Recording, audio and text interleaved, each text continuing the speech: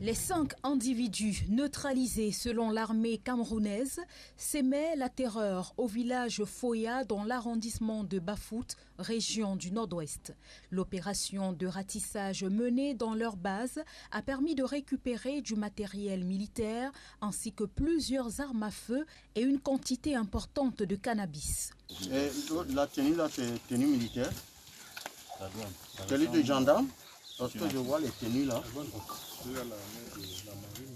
La marine, c'est les tenues de la marine.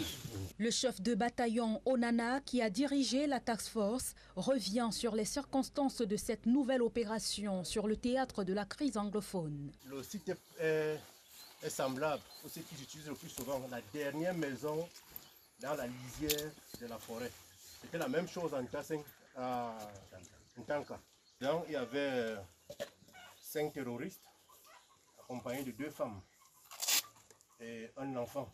L'infiltration a eu lieu à 1h du matin jusqu'à ce lieu et il y a eu un grand accrochage avec l'élément d'intervention qui arrivait.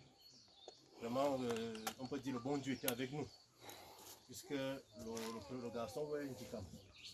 Celui qui a ouvert la porte, c'était le M21 qui était posé sur son front.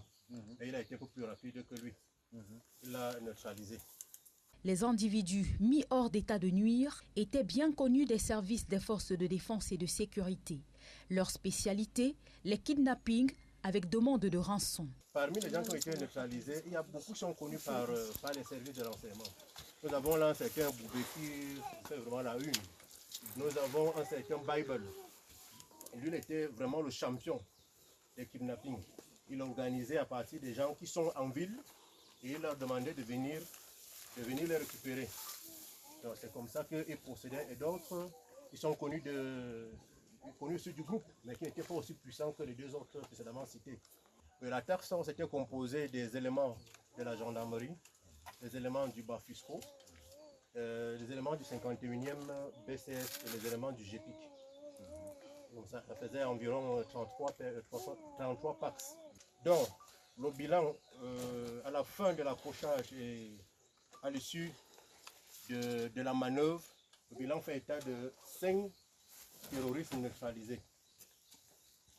2 personnes interpellées, dont 2 femmes.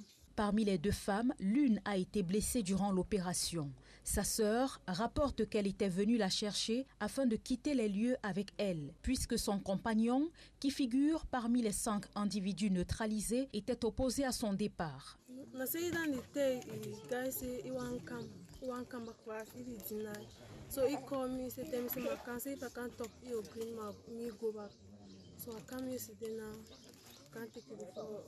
L'armée indique que des recherches sont en cours en vue de mettre la main sur d'autres personnes qui se sont retranchées dans la brousse. Cette nouvelle opération a été supervisée par le général de brigade Nkavaler, commandant la 5e région militaire interarmée.